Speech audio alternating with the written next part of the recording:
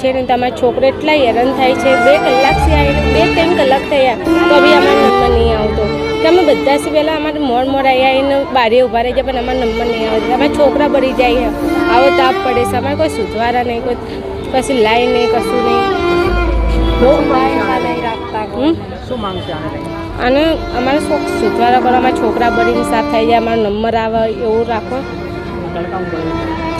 તડકો કેટલો પડે છે અમારા છોકરા કેવી રીતના રાખવાના છોકરા જપ નહીં કરતા 3-4 કલાકના મેં આવ્યા એનું ભરે પણ અમારો નંબર ના આવે